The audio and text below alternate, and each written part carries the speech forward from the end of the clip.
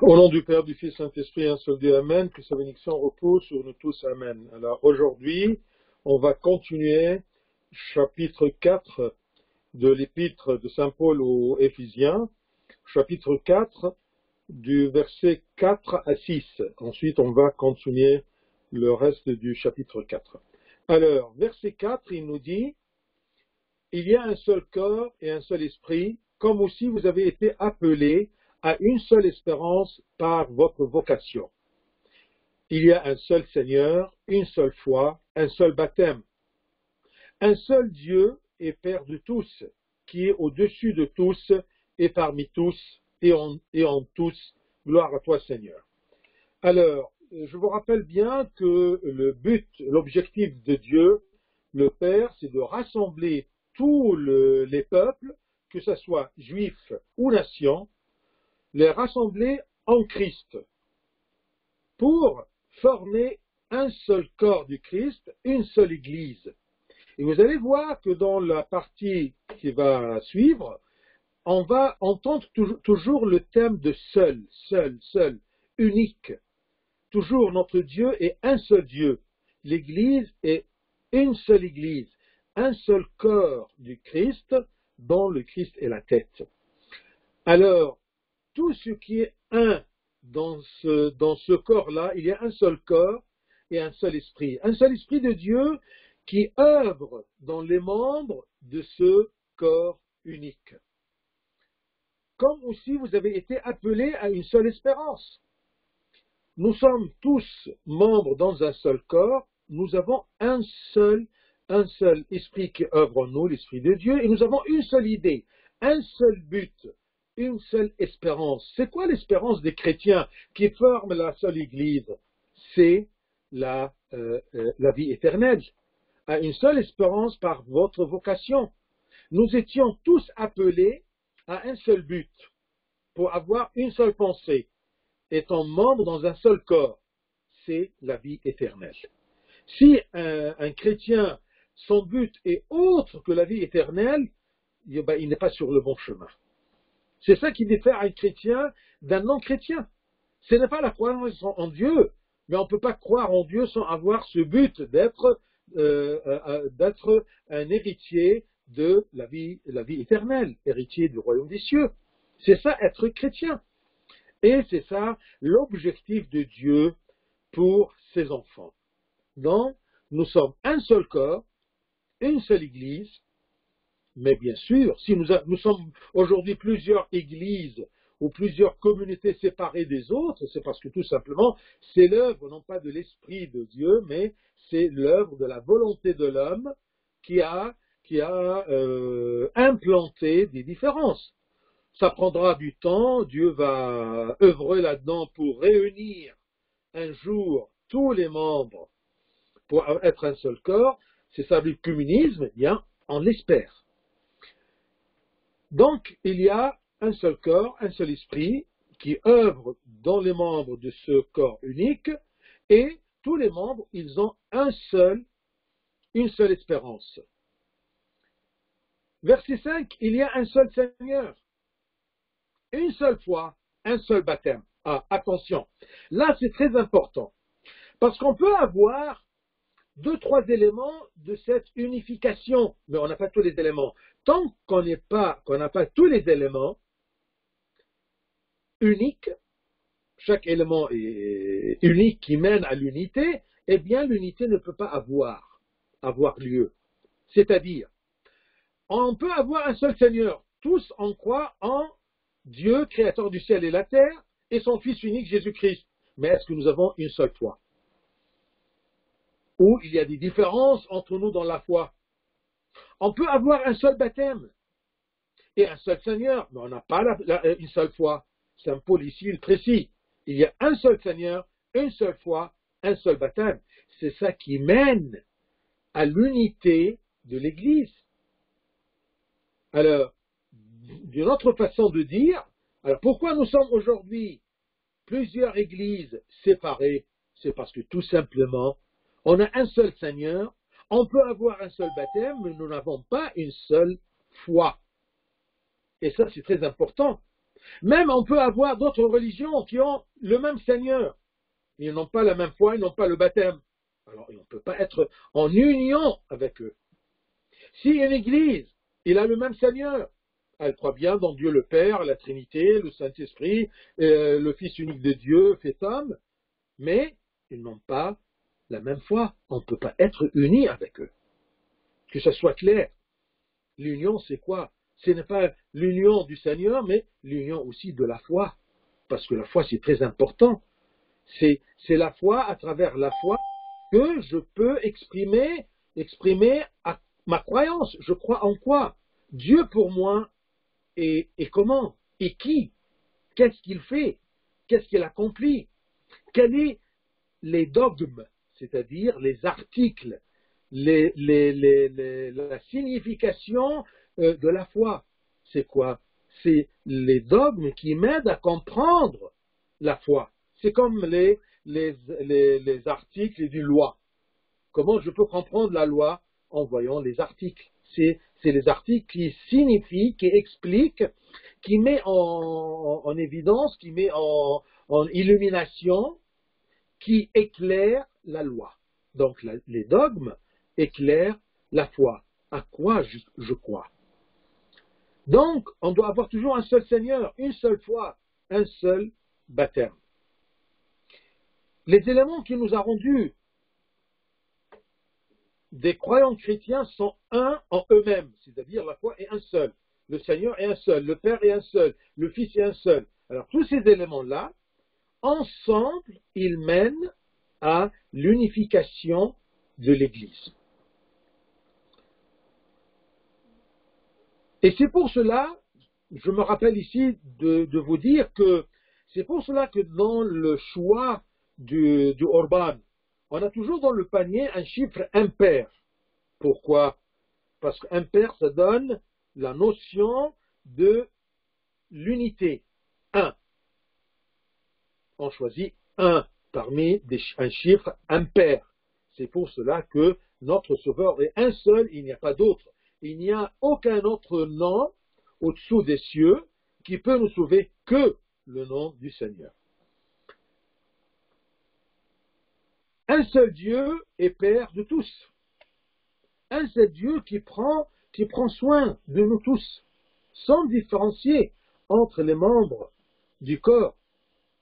Oui, il y a une différence entre l'œil et le bras et la jambe et le nez et la bouche, mais ils sont tous membres du même corps.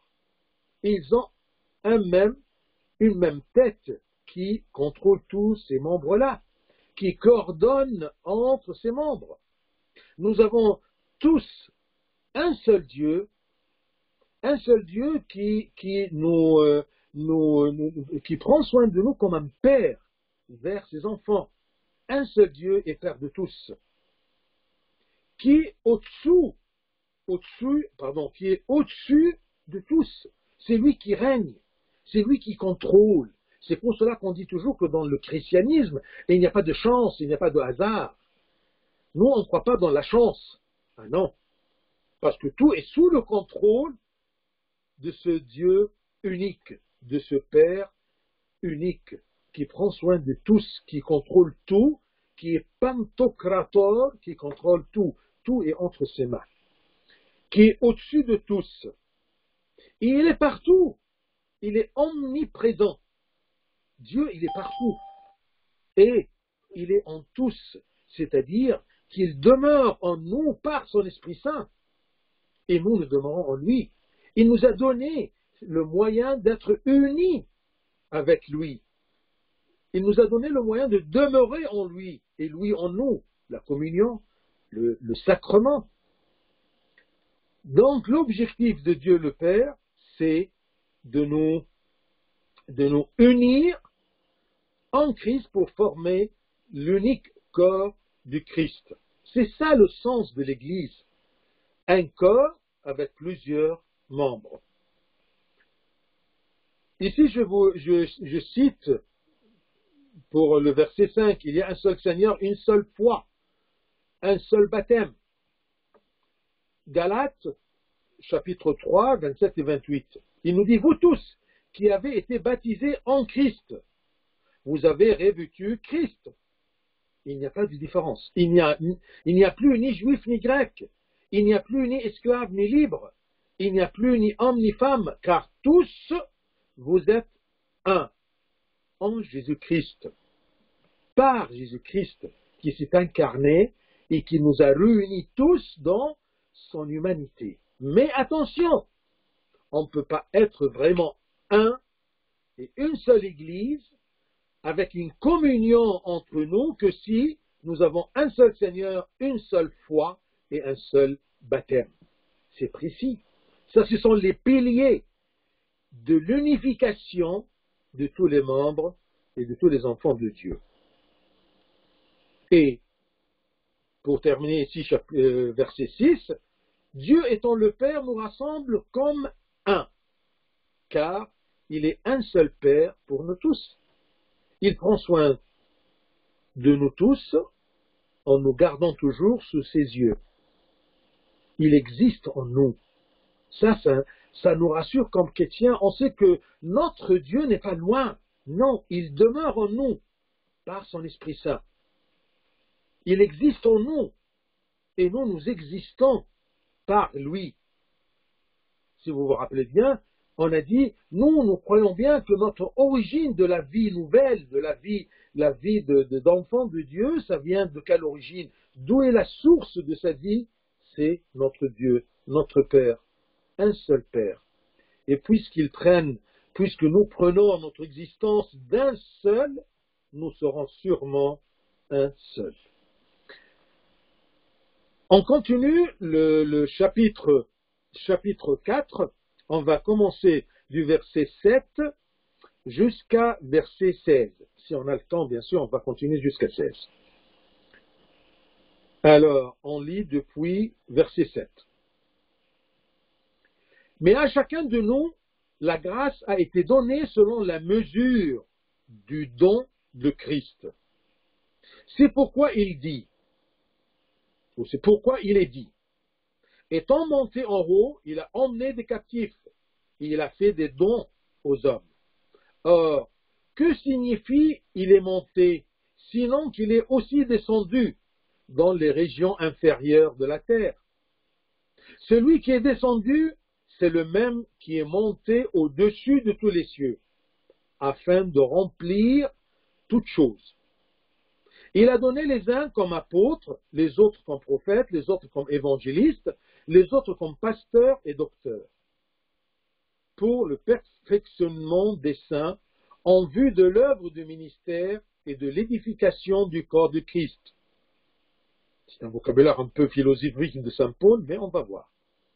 Jusqu'à ce que nous soyons tous parvenus à l'unité de la foi et de la connaissance du Fils de Dieu, à l'état d'homme fait, à la mesure de la stature parfaite de Christ.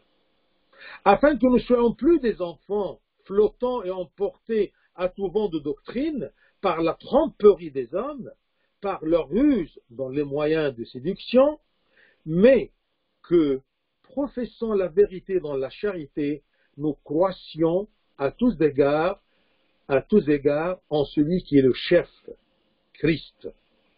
C'est de lui, et grâce à tous les liens de son assistance, que tout le corps, bien coordonné et formant un solide assemblage, tire son accroissement selon la force qui convient à chacune de ses parties, et s'édifie lui-même dans la charité. Gloire à toi, Seigneur. Qu'est-ce que ça veut dire?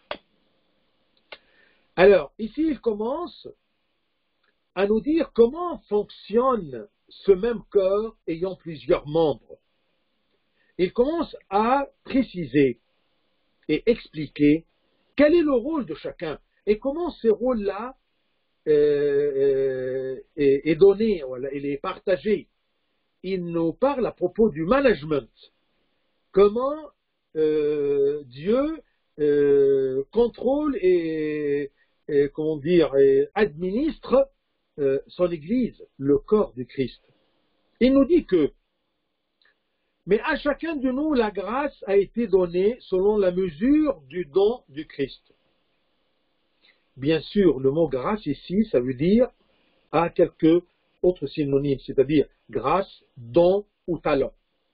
Dieu nous donne la grâce, nous donne des talents, nous donne des dons, selon la mesure du don de Christ. L'objectif de Dieu, comme je vous ai dit, c'est l'unité de tous. Tous nous sommes un. Un seul organisme, un seul corps. Nous sommes un en Christ. L'Église, c'est le corps unique du Christ, Fils unique, du Dieu unique. Et le Christ est la tête de cette Église-là. Et l'objectif de Dieu, que nous soyons un seul corps, une seule Église, en son Fils, pardon, par l'Esprit Saint qui œuvre dans tous les chrétiens pour les rendre un, en Christ. Donc l'Église est un seul corps. Mais Dieu distribue à chacun de ses membres des différents talents. Regardez ce que Saint Pierre a écrit dans son premier épître, chapitre 4, verset 10. Comme de bons dispensateurs des diverses grâces de Dieu, comme de bons dispensateurs des diverses dons, de divers talents de Dieu, que chacun de vous mette au service des autres le don qu'il a reçu. C'est-à-dire, Dieu, il donne à chacun un talent, une grâce, un talent gratuit, pour qu'il l'utilise pour le bien des autres. Chacun selon le don que Dieu l'a donné, selon la grâce que Dieu lui a donnée. Et de là, on peut comprendre qu'il n'y a personne dans ce corps-là qui peut avoir des talents sans avoir besoin des talents des autres. On ne peut pas être satisfait de tous les talents. Non, j'ai toujours des talents et j'ai toujours besoin des talents des autres. C'est ça qui crée l'unité. Imaginez-vous que chacun dans l'Église, chaque membre ait main et pied et œil. Il n'aura pas besoin de l'autre. Donc, on ne peut pas être organisé de cette façon-là. يا ريت نقفل المايك لو سمحتوا. Donc, ces talents, ces grâces, ces dons sont distribués d'une façon précise, basée sur l'omniconnaissance de Dieu, la préscience de Dieu. Il sait tout à propos de tout. Il sait tout à propos de chacun par sa préscience. Cette distribution-là, des dons, des grâces, de talents, et selon la totale et parfaite connaissance de Dieu. Donc Dieu, par sa préscience, il peut préciser le genre et l'amplitude du talent donné à chacun. Il peut me donner un talent comme l'autre, mais la quantité de ce talent est différente que l'autre. Parce que Dieu connaît mes capacités. Donc, quand Dieu distribue les talents, quand il distribue ses grâces, pour nous les membres, les différents membres, il distribue selon ta capacité, selon sa mesure, comment il voit ta capacité. Ce n'est pas selon ta dignité, ce n'est pas selon ton mérite, ce n'est pas selon ta volonté, qu'est-ce que tu veux comme talent. Il ne te donne pas le choix, parce que tu peux choisir un talent qui n'est pas sur ta hauteur. Et toujours on dit que Dieu, il sait, par sa préscience, par sa grande connaissance de chacun de ces membres-là du corps du Christ, de chacun de ces membres de l'Église, il sait ce qu'il te convient, non pas ce que tu mérites, parce que c'est une grâce. Tous les talents que Dieu me donne, toute l'intelligence que Dieu me donne, toutes les capacités que Dieu me donne, c'est une grâce de Dieu, ce n'est pas un mérite. C'est pour cela qu'on ne peut pas se flatter devant Dieu que j'ai un talent tel ou tel. Non. Moi, je ne suis que poussière. Et tout ce que j'ai comme membre de ce corps unique, tout ce que j'ai, je l'ai eu comme grâce de Dieu le Père, qui sait organiser et contrôler et coordonner entre les membres de cet organisme unique, de ce corps unique, le corps du Christ, l'Église. Donc, Dieu connaît la capacité de chacun et il donne le talent comme grâce et non comme mérite, ni selon nos désirs, ni selon nos mérites, mais selon les calculs, les mesures de Dieu. Parce que les mesures de Dieu, la façon par laquelle Dieu juge les choses, pèse les choses, est complètement différente que notre façon. La vision de Dieu est différente, est complètement différente que ma vision à propos de l'organisation des membres de l'Église. Nous, on va prendre, pour comprendre l'organisation de l'Église, l'organisation de chaque même paroisse, on va prendre l'épître de Saint Paul aux Corinthiens. Première épître de Saint Paul aux Corinthiens. Retenez bien 1 Corinthiens 12, de 4 à 12.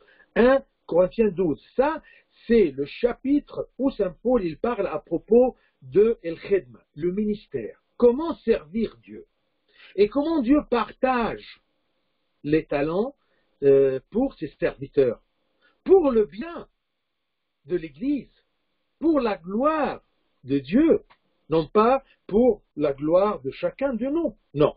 Alors, regardez. 1 Corinthiens 12, de 4 à 12. C'est un peu lent, mais c'est très explicite. C'est écrit. Et il y a diversité de dons, mais le même esprit. Diversité de ministères, mais le même Seigneur. Diversité.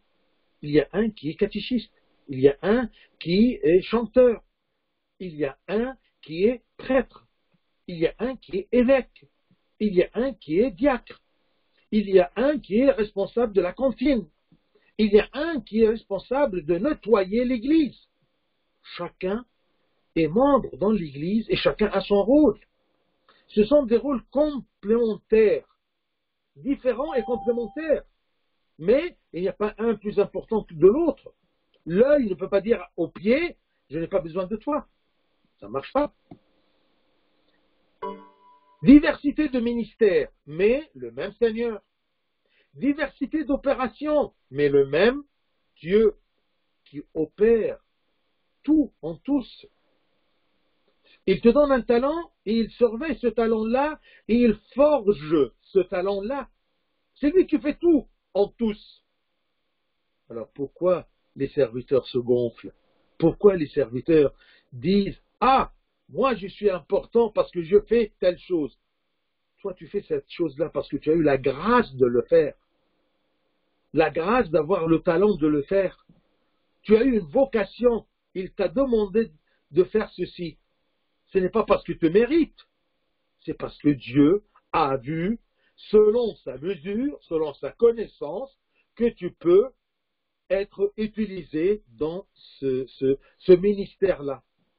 Diversité de ministères, mais le même Seigneur, le même contrôleur, le même organisateur. Toujours 1 Corinthiens 12, 7. Or, à chacun, la manifestation de l'Esprit est donnée pour l'utilité commune. L'Esprit te donne les talents. Dieu te donne le talent par l'Esprit Saint pour l'utilité commune. Non pas pour ta gloire. Non, l'utilité commune. Alors, si tu as un rôle dans l'Église de Dieu, pose-toi la question. Est-ce que tu gardes toujours l'objectif, l'utilité commune, ou tu cherches ta gloire? Et c'est pour cela qu'il y a beaucoup de problèmes entre les serviteurs, parce que chacun, il cherche sa volonté, son idée, sa façon de voir. Et il oublie qu'il est là, un membre dans tout un corps. Et il a eu une grâce d'agir pour l'intérêt, l'utilité commune. En effet, à l'un est donné par l'Esprit. C'est plus clair ce verset-là, tu vois. En effet, à l'un est donné par l'Esprit une parole de sagesse, à un autre une parole de connaissance, selon le même Esprit. C'est le même Esprit qui a donné parole de sagesse à un, il a donné à un autre une parole de connaissance. À un autre, la foi par le même Esprit. À un autre, le don de guérison par le même Esprit. À un autre, le don d'opérer des miracles. À un autre, la prophétie. À un autre, le discernement des esprits. À un autre, la diversité des langues. À un autre, l'interprétation des langues.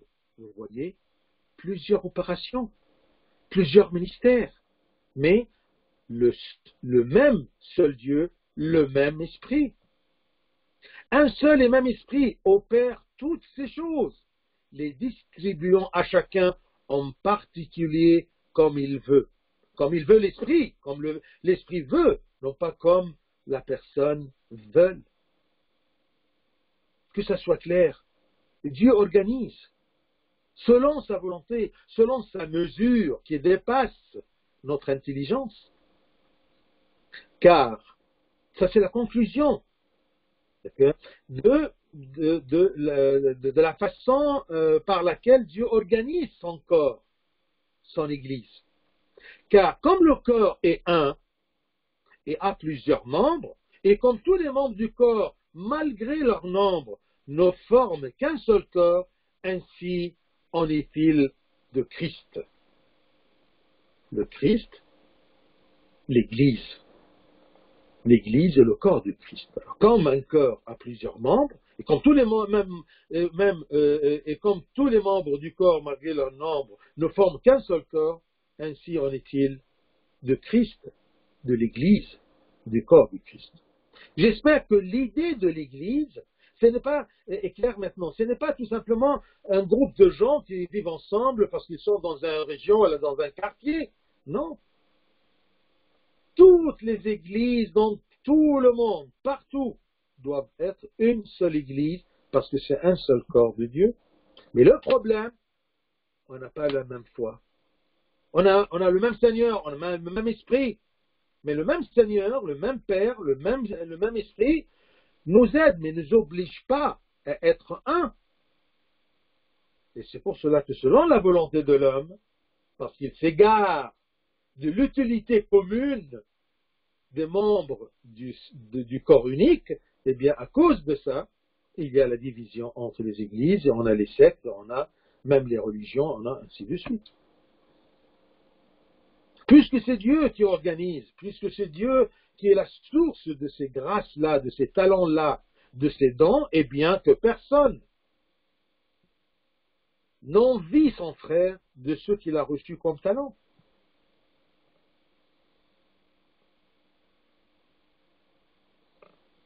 La question, Patrice, je vais la poser à la fin. Je vais la répondre à la fin. D'accord? L'importance, c'est de comprendre et de concevoir que je suis un membre dans le corps unique du Christ. J'ai ma responsabilité que Dieu m'a donnée et je dois être honnête là-dedans. Et c'est Dieu, par son Esprit Saint, qui m'aide à utiliser ce talent-là pour l'utilité commune, pour la gloire de Dieu, non pas pour ma vaine gloire.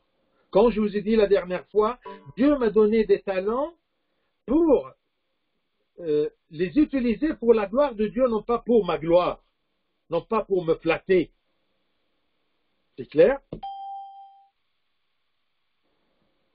Ensuite, du verset 8 à 10, de 8 à 10, Saint Paul, il a décrit tout l'encheminement de Christ. Vous allez voir. Mais il a fait un peu en général parfois, mais pas à pas. On va essayer de disjecter ce trajet-là pour le bien comprendre. Ce pourquoi il est dit ici, il est une référence du psaume Psaume 68, verset 18. C'est pourquoi il est dit, étant monté en haut, il a emmené des captifs et il a fait des dons aux hommes. Qui est monté en haut? Et qu'est-ce que dit à emmener des captifs? D'où? Il a fait des dons aux hommes. Et ensuite il continue. Or, que signifie il est monté? Sinon qu'il est aussi descendu dans les régions inférieures de la terre. Ensuite, verset 10. Celui qui est descendu, c'est le même qui est monté au-dessus de tous les cieux, afin de remplir toutes choses. Qu'est-ce que ça veut dire? Ça veut dire que, comme résultat de la chute d'Adam, tous les âmes qui mouraient allaient en enfer avant la croix, avant l'incarnation et la crucifixion du Christ. Tous les âmes, depuis Adam,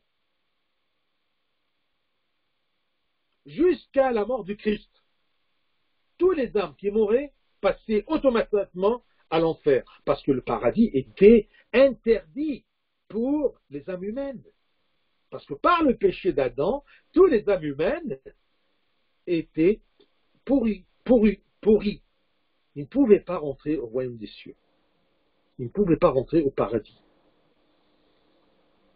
Alors, quand le Christ est mort sur la croix, son âme humaine, son esprit humain, uni à sa divinité, quand il s'est séparé de son corps humain, cet esprit-là humain, elle est partie où? Elle est descendue aux enfers, comme n'importe quel esprit humain.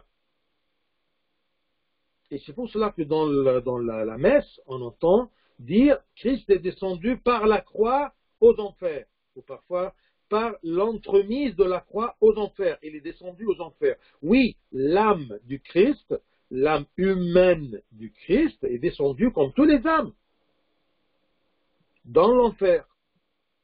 Qu'est-ce qu'il y avait dans l'enfer? Il y avait tous les âmes pieuses et les âmes mauvaises qui sont morts depuis Adam jusqu'à la mort du Christ quand il est descendu. Quand le Christ est arrivé à l'enfer, Satan il a dit oui, alors ça c'est une âme en plus, elle la rentre comme tes frères. Il s'est surpris parce que il a vu que cette âme-là n'est pas une âme normale, elle est une âme humaine pure, sans péché, unie à une divinité, à du feu. Alors cette âme du Christ lui a dit, Satan, mets-toi à côté, mes enfants qui sont morts sur l'espérance, avec l'espérance d'être sauvés du Messie. Moi, je suis arrivé, venez avec moi. Alors, tous les âmes pieuses qui étaient exilées par Satan à l'enfer, le Christ, en descendant aux enfers, après la crucifixion, après la rédemption, après le salut par son sang, il a pu libérer ces âmes de l'enfer. Il les a pris pour les rendre au paradis. C'est clair? J'espère que c'est clair. Si ce n'est pas clair, posez vos questions. Donc, d'après ce enchaînement-là, il est descendu par la croix aux enfers pour libérer les gens qui étaient morts sur l'espérance d'être libérés par le Messie, par le Christ. Il est venu, il les a libérés pour les exiler, encore une fois, mais au paradis. Là, c'est écrit, c'est pourquoi il est dit, étant monté en haut, c'est-à-dire qu'il est monté, qu'il est descendu en bas, ensuite il est monté en haut. Et en haut peut supporter deux sens, qu'il est ressuscité des morts, il est monté, parce qu'après qu'il est descendu, il a ramené les âmes au paradis, ensuite il est retourné dans sa chair pour ressusciter, pour monter dans les cieux en haut, plus haut que le haut. Il est monté sinon qu'il est aussi descendu. Pardon. verset 8, c'est pourquoi il est dit, étant monté en haut, il a emmené des captifs. Ces captifs-là étaient captivés où? Dans l'enfer. Malgré qu'il était pieux, mais parce qu'il n'y a pas eu encore la rédemption. Le Christ n'a pas encore accompli le salut par la croix, par sa mort sur la croix et son ensevelement dans le tombeau. Il a emmené des captifs. Et ces captifs-là, d'accord, il les a emmenés au paradis. Et elle a fait des dons aux hommes. Quels hommes? Les hommes qui étaient sur terre. Parce que quand il est monté en haut, dans les cieux, il a satisfait le Père de ce qu'il a fait, de purifier la nature humaine, et bien le Père a envoyé le meilleur don aux hommes, c'est l'Esprit Saint. Et l'Esprit Saint a ramené avec lui des dons aux hommes. Par le Christ, le Père a envoyé l'Esprit Saint. Le Père a envoyé ses dons par l'Esprit Saint à cause de ce qu'il a fait le Christ. Mais le Christ et le Saint-Esprit et Dieu, ce sont un.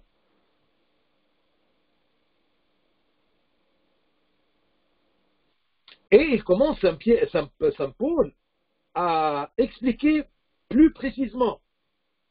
Verset 9. Or, que signifie il est monté? Sinon qu'il est au-dessus descendu dans les régions inférieures de la terre. Ça va. Les régions inférieures de la terre, c'est une métaphore des enfers. Verset 10, il explique mieux. Celui qui est descendu est le même qui est monté au-dessus de tous les cieux. Il est descendu de la croix aux enfers, il a libéré les captifs, les ramené au paradis, il est ressuscité, il est monté aux cieux, et après tout ça, Dieu a pu donner des dons aux hommes qui vivaient sur terre pour former l'Église, le seul corps.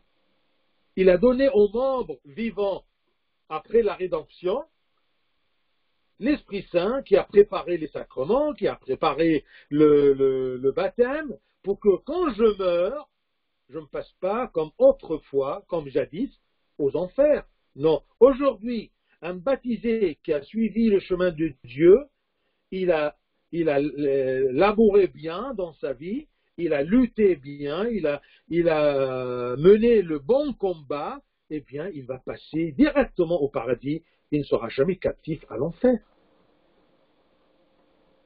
Celui qui est descendu aux enfers, c'est le même qui est monté au-dessus de tous les cieux, l'ascension, afin de remplir toutes choses. Toute la création était remplie de l'Esprit Saint. Toute l'humanité était remplie de l'Esprit Saint. Qu'est-ce que c'est de l'Esprit Saint? Les dons de l'Esprit Saint. C'est ça de 8 à 10. Un résumé de tout l'encheminement de ce que le Christ a fait. Il est mort sur la croix, il a accompli l'écoulement du sang pour effacer nos péchés, il nous a pardonné sur la croix, il est descendu aux enfers pour libérer les captifs depuis Adam jusqu'à le Christ. Ensuite, il est ressuscité, il est monté en ramenant avec lui la nature humaine dans sa chair glorieuse, il est monté aux cieux et il a donné des dons aux hommes.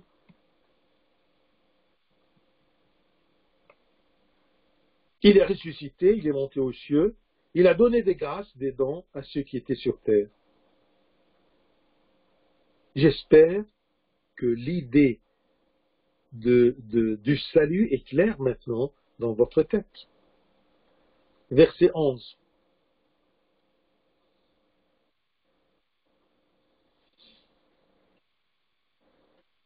Il commence à dire qu'est-ce que c'est ces dons qu'il a donnés aux hommes. Ces dons pour accomplir l'objectif de Dieu, de former un seul corps de Christ, une seule Église. Verset 11. Et il a donné les uns comme apôtres, les autres comme prophètes, les autres comme évangélistes, les autres comme pasteurs et docteurs. Là, il a cité les 4 grades de l'organisation de l'Église. Premier grade, le plus important, les apôtres, dont les ascendants sont les patriarches, les prêtres, les évêques, tout le clergé.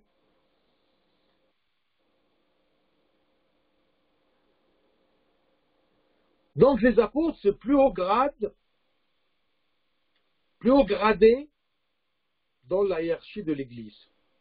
Ils ont la responsabilité de répandre le christianisme et de fonder les églises. Les apôtres.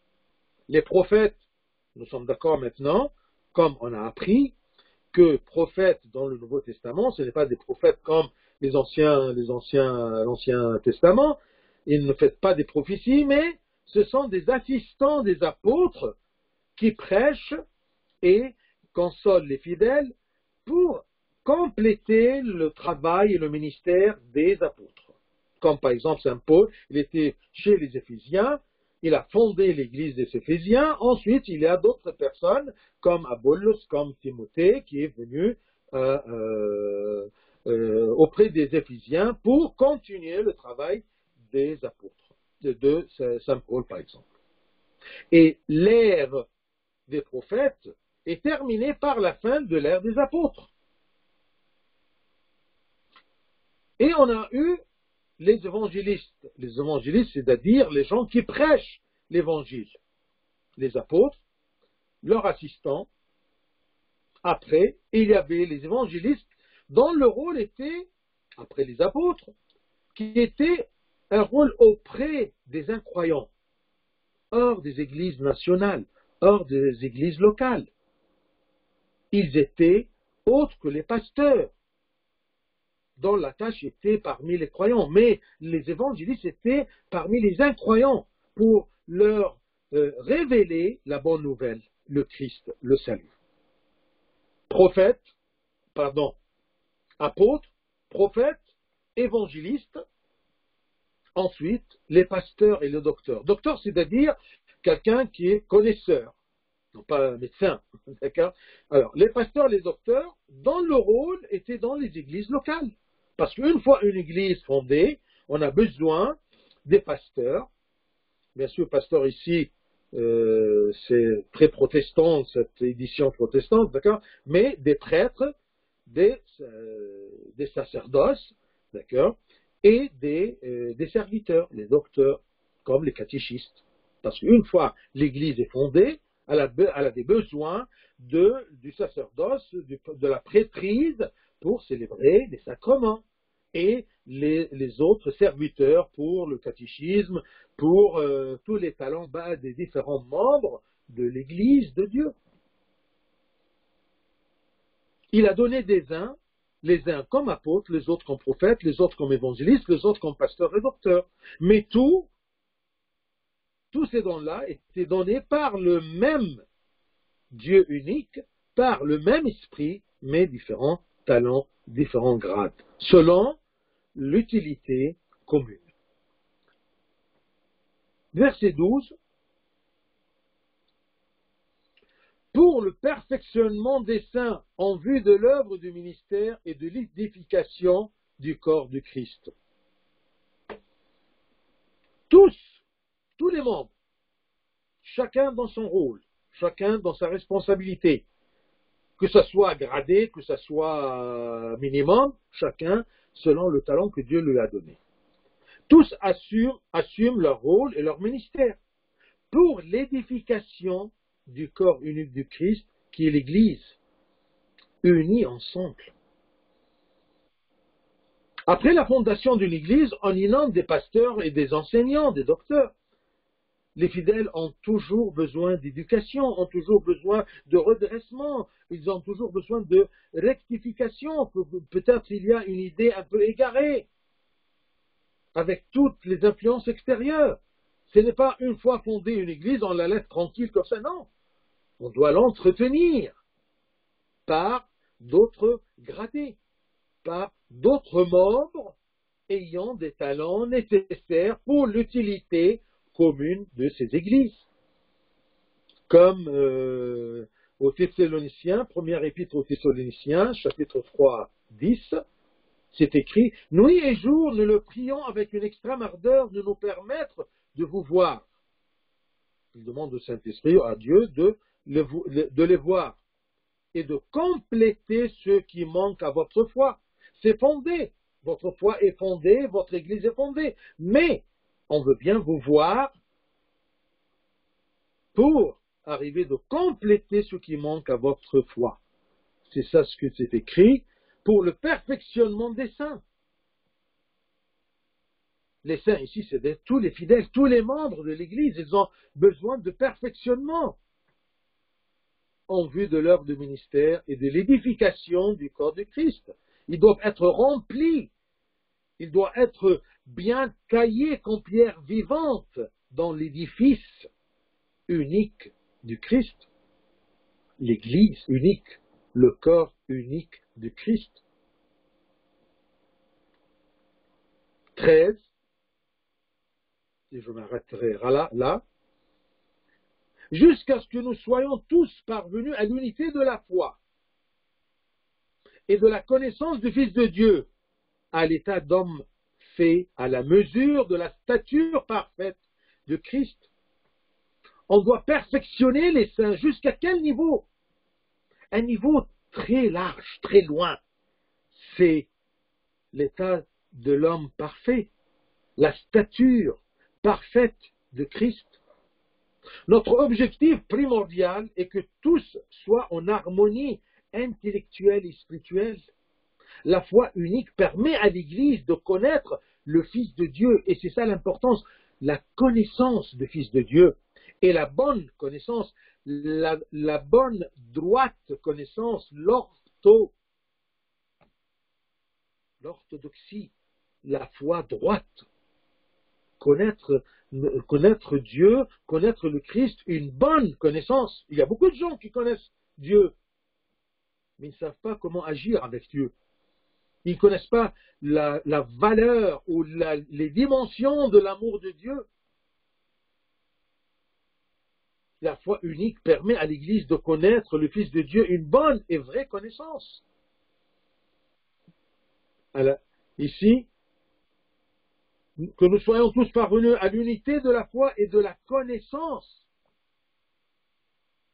Parvenus à l'unité de la foi, une seule foi correcte, une seule foi résistance, inchangeable, orthodoxe, une connaissance aussi, une connaissance du Fils de Dieu, une vraie connaissance. Si chaque membre dans l'Église arrive à connaître le Christ, Fils de Dieu, et il arrive à y demeurer en Christ, l'Église sera un seul corps saint, indivisible. Mais quand il y a la volonté des hommes et l'œuvre des hommes, loin de la volonté de Dieu et la volonté de l'Esprit Saint, eh bien il y a la division. Il y a ce craquement dans l'édifice. Et c'est écrit ici, cette perfection-là, ce perfectionnement des saints, eh bien, à la mesure de la stature parfaite de Christ. Le Christ selon son humanité. On aimerait bien que imaginez-vous qu'un jour, tous les membres des églises, ils sont à la stature, à la mesure de la stature parfaite de Christ. Ça sera le paradis sur terre. Mais bien sûr, on a des ennemis qui essaient de casser cet édifice-là, Satan. Il ne veut pas que tous soient parfaits à la mesure de la stature parfaite de Christ. Une stature parfaite, une église parfaite, un corps parfait de Christ. Chaque croyant devient une pierre vivante dans cet édifice-là, dans la structure du corps du Christ. Par le rassemblement de toutes les pierres vivantes, le corps du Christ s'achèvera. L'Église arrive à la mesure de la stature parfaite de Christ, arrive à la hauteur maximale que le Christ lui a destinée, il lui a réservée. L'Église arrive à la mesure de gloire que le Christ a atteint pour nous. Quand il est monté au-dessus du ciel, au-dessus des cieux, il s'est assis à la droite du Père. Il est assis en ramenant avec lui la nature humaine, non pas des personnes, parce qu'ils sont tous dans le paradis, ils ne sont pas encore à la droite du Père avec le Christ. Donc l'Église arrivera, et c'est ça le souhait de Dieu, que l'Église arrivera à la mesure de gloire que le Christ a atteint pour nous, pour notre compte. Pourquoi il a fait tout ce trajet, le Christ, Dieu incarné, pour ramener la nature humaine auprès du Père, dans la gloire des fils de Dieu. Je termine par une pierre vivante, ou un membre dans le corps du Christ. Je prends cette métaphore comme le Saint Paul, une pierre vivante. Une personne, qu'est-ce qu'est une pierre vivante? C'est une personne ayant la pensée du Christ. Tous ces membres sont consacrés au Christ. Le Christ le contrôle. Une pierre vivante, c'est-à-dire que le Christ contrôle cette personne. C'est-à-dire que le Christ le guide à chaque pas sur le bon chemin, sur le chemin droit, ortho, sans aucun égard. Il est toujours droit. Une personne qui est morte, et c'est le Christ qui vit en elle. C'est ça la pierre vivante qui peut être une pierre parfaite dans l'édifice de l'Église. Une personne que le Christ domine entièrement et totalement. Ça, c'est une pierre vivante. Ça, c'est un membre vivant dans le corps unique de Christ. Je termine en lisant encore une fois du verset 11 à 13. Et du verset 12 et 13, pardon. Pour le perfectionnement des saints, en vue de l'œuvre du ministère et de l'édification du corps du Christ, jusqu'à ce que nous soyons tous parvenus à l'unité de la foi et de la connaissance du Fils de Dieu, à l'état d'homme fait à la mesure de la stature parfaite du Christ. Imaginez-vous que chaque homme est fait à la mesure de la stature parfaite de Christ. Ça sera la gloire du Christ et la joie du Christ.